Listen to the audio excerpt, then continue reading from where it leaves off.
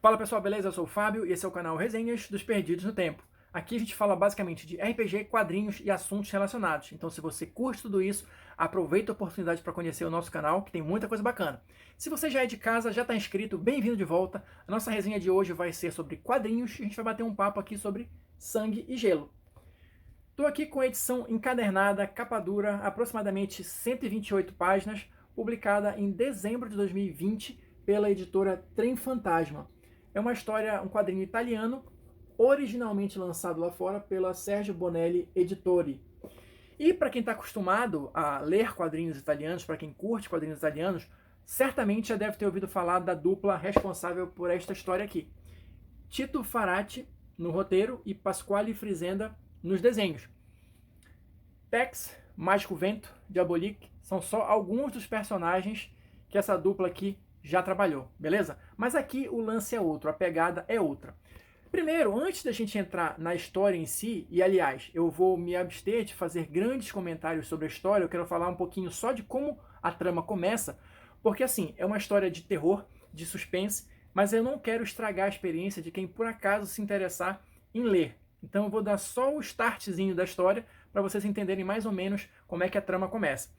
Sangue e Gelo vai misturar diversos gêneros, como eu comecei a falar aqui. A gente vai ter terror, a gente vai ter suspense, a gente vai ter sobrenatural, a gente vai ter uma pitada de terror psicológico.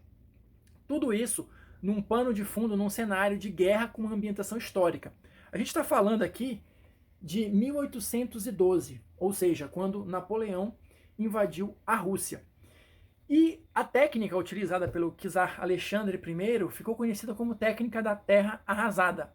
Ou seja, ele devastou seu próprio país para que o exército francês não tivesse como literalmente sobreviver, subsistir durante a invasão. A Rússia tem um extenso território, então para cruzar tudo isso com um exército, você precisa ali, né, de alimento, de algum ponto de apoio e tal. E como ele devastou a área toda, dificultou bastante o avanço das tropas francesas, mas também prejudicou os próprios moradores locais.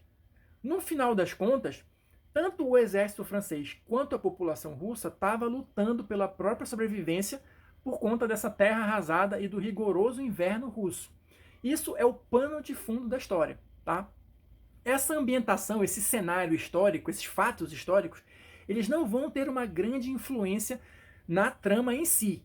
Isso é apenas para contextualizar e dar um toque especial, um diferencial na história que, na minha opinião, ficou bastante interessante. Saber desse background, vamos chamar assim, saber desse pano de fundo maior, dá, na minha opinião, um peso diferenciado, um sabor diferenciado para essa história. Então, olha só. Eu vou começar a mostrar aqui um pouquinho, porque a edição da Trem Fantasma tá muito bonita, muito caprichada, tá? Vou começar a mostrar aqui um pouquinho para vocês. Olha, a gente vai ter aqui alguns sketches, né, do Pasquale. Aqui, ó. Deixa eu tentar aproximar um pouquinho. Muito legal. Um texto de apresentação, falando um pouquinho sobre a história e algumas das influências, das referências, né? Aqui é citado um pouquinho da questão do H.P. Lovecraft, que assim, apesar de eu não ter percebido uma influência, uma referência direta, pelo menos assim, a questão do horror, do sobrenatural que existe aqui, não é extraído diretamente do Lovecraft, pelo menos até onde eu me lembro de ter lido. Se você já leu a história e tem alguma referência direta, coloca aí nos comentários, vamos trocar essa ideia, trocar essas figurinhas aí, beleza? Mas ao mesmo tempo, a história ela tem uma certa influência, tem uns toques, vamos colocar dessa forma, de Lovecraft. O que eu quero dizer com isso? A gente vai ter algumas situações pelas quais os personagens passam que lembram, que me parecem inspiradas nas histórias do Lovecraft. E algumas formas de contar essa história também, mas a gente vai já chegar lá. Eu quero mostrar para vocês um pouquinho da arte do Pasquale, que eu estou falando aqui desde o início. Tá muito bonita, tá de fato diferenciada aqui. A revista ela vai ser toda em preto e branco. Olha só, a expressividade no rosto dos personagens e tal, a construção de cenas dele é muito legal. E preto, branco, cinza e alguns tons de vermelho, tá? Em momentos específicos da história que dão um toque diferenciado também, contribuem para a narrativa, na minha opinião. E não necessariamente esses tons de vermelho vão ser só no fogo, como a gente está vendo aqui, e no sangue, que seriam, né, as escolhas mais óbvias, mas a gente vai ter outras inserções da cor vermelha em momentos específicos da história que, na minha opinião, contribuem para a narrativa e às vezes até para aumentar um pouco do clima de tensão e de medo, né, do desconhecido e tal. Aliás, isso é uma coisa interessante a gente comentar. O início da história, por toda essa ambientação que eu estava comentando com vocês, a gente vai acompanhar um grupo de soldados justamente tentando chegar em algum lugar menos inóspito no meio dessa terra devastada. E aí no caminho eles vão encontrar alguns outros personagens. Um soldado que também estava quase para ser morto por um grupo de saqueadores e uma menina russa que também estava sendo atacada por próprios moradores locais, né? Então, esse grupo vai aumentando e vai se mantendo junto para aumentar suas chances de sobrevivência também, né? E eles decidem ajudar essa menina que eles resgatam por último, porque ela diz que tem um irmão que não conseguiu sair da vila onde ela morava. Então, o objetivo do grupo se torna ajudar essa moça a resgatar o irmão e sair todo mundo de lá vivo. Inicialmente, quais os problemas que eles vão enfrentar, né? Possíveis soldados que podem estar aguardando eles por ali e as próprias intempéries, né? O rigoroso inverno, pontes quebradas, enfim, o próprio clima. Só que aos poucos, olha só, tá muito bonita essa arte. De verdade, me encantou bastante. Dá para ficar um tempão aqui só apreciando esses detalhes. Olha a moça que eles resgatam aqui, a russa. Então, assim, inicialmente a gente vai ter essa questão do drama de guerra mesmo, né? Da luta pela sobrevivência, olha só. Deixa eu mostrar mais um pouquinho aqui. Da luta pela sobrevivência, seja contra outras pessoas, outros soldados, né? Outros inimigos, ou pelo próprio clima mesmo, né? E só que aos poucos, esse enfoque vai mudando. E vão começando a surgir os elementos do horror, do terror sobrenatural, como isso vai afetando a mente dos personagens. Aí já entra um pouquinho daquela questão da paranoia, do terror psicológico e tudo mais.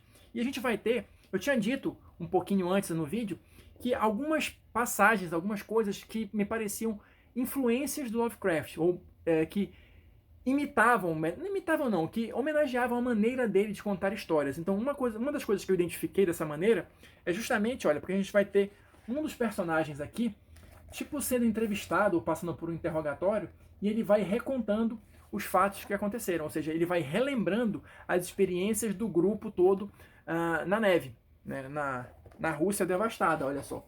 Pontes quebradas, todo aquele cenário mesmo de devastação e de desolação, que por si só já é intimidador e já é um fator de medo, vamos colocar dessa maneira, né?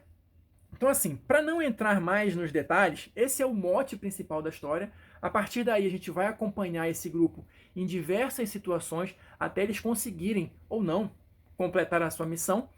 E, assim, o que eu posso dizer é que é uma leitura extremamente divertida, dinâmica, a história tem um ritmo muito legal.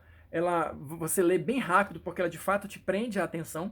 E aqui, assim, o final, apesar de eu não dar nenhum spoiler aqui, eu devo dizer que ele é um final que me surpreendeu e que é um final que eu também acho que tem a ver com as histórias do Lovecraft. E não é todo mundo ficar louco, tá?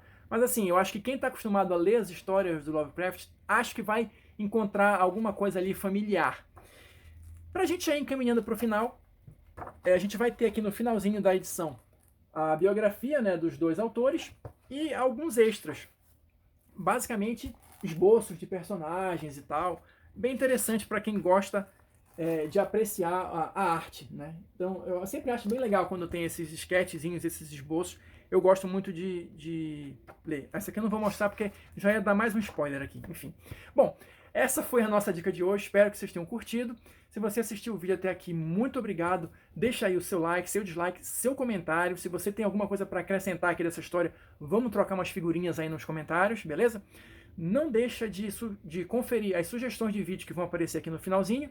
E a gente se encontra numa próxima resenha.